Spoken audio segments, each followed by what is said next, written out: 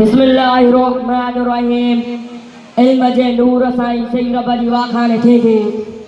इल्म जे नूर साईं ओजल हरकारान थींदी। इल्म वारा प्यारा आलिम खुदा जा रसूल आहिनि।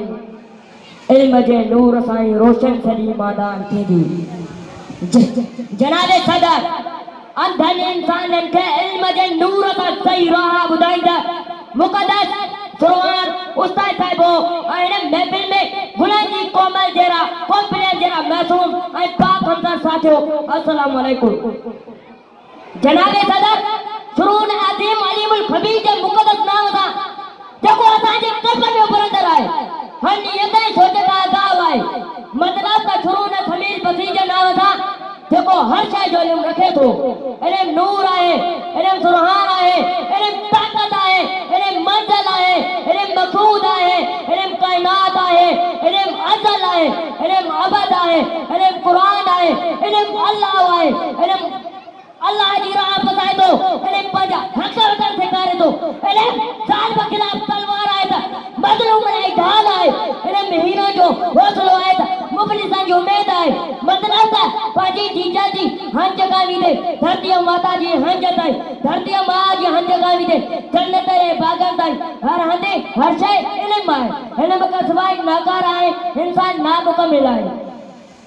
जॾहिं हिन दुनिया में इंसान वैसी बगरनि वांगुरु इंसान जो मांस खाई रहियो, जॾहिं हिन धरतीअ जे सीने ते हर रोज़ नवां पाप थींदा, जॾहिं इंसानियत जी हालत ख़तम थी चुकी, जॾहिं औरत खे जानवरनि जा विकियूं इस्तेमालु कयो वेंदो, जॾहिं ग़रीबनि खे सुलमनि ऐं बेशतनि जी भेंट ते रोज़ बलिदान चाढ़ियो वेंदो, जॾहिं इंसाफ़ ॾोकरनि ते विकिरो थींदो, जॾहिं इज़त सरेआम नीलाम थींदियूं, जॾहिं हिन धरतीअ खे रोज़ाना रत सां रहिजियो वेंदो। जनाब सदर बिल्कुलु हुन रब्बुल अज़ीम जी जबारत में जोश आयो जो हुन इक़रा जे रूप में हिकु अहिड़ो नूर अदा कयो जो ज़ुल्मनि ऐं शैताननि जा समूरा अंधेरा उजाला बणिजी विया ऐं मकरूह जा समूरा कट बगरी विया। जॾहिं गारे राह मां निकिरंदा नूर जूं लाटूं समूरियूं संसार खे मुनवर करण लॻियूं त इंसान ज़िंदगी गुज़ारण जा कुझु राज़ फरूरे वरिता और इंसान उन इल्म जे ज़ोर ते ज़मीन हथीना गिरे मजाइस अन्य गांडू पाए रहियो आहे। हर रोज़ नवां राज़नि ताईं पर्दो खणी रहियो आहे।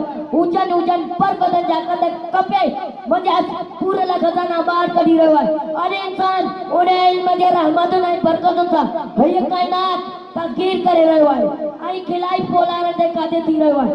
उहो ई सबबु जॾहिं इल्म जूं लाटूं हिन धरतीअ ते विछायल जहालत जे करे उदाईअ बाट छायल चादर घटाइण लॻी त इंसान वहमन विश्वासनि जी कारी ज़ंजीरनि जी क़ैद मां निजात पाइण लॻो। जनाब सदर जॾहिं बदर जी लड़ाईअ में मुशरिक कैद थी आया हुआ, उन्हनि खे दिलि लाइ ज़रूरी हो त हू पंहिंजो फिदियो ॾेई पाण खे आज़ादु कराए सघनि। उन्हनि कैदियुनि में के कैदी पढ़ियल बि हुआ। उन्हनि कैदियुनि जो हीउ फिदियो मुक़ररु थियो हो त हर हिकु कैदी मुस्लमान जा 10 सहाबा कराम पढ़ाए आज़ादु थी वञे। होॾां इहो वक़्तु अहिड़ो हो जो मुस्लमान ताज़ो हिजरत करे आया वतन का बि दौलत नहीं तभी हुज़ूर सल्लल्लाहु अलैहि वसल्लम जन पैसनि बदिरां इल्म खे तरजीह ॾिनी। आखिर में हीउ लफ़्ज़ चई पंहिंजी जाइ वठंदुसि, करो खूब मेहनत से तुम्हें इल्म हासिल, उसी से मुसाफिर को मिलती है मंजिल, उसी से इंसान इज्जत के काबिल, करो खूब मेहनत से तुम्हें इल्म हासिल।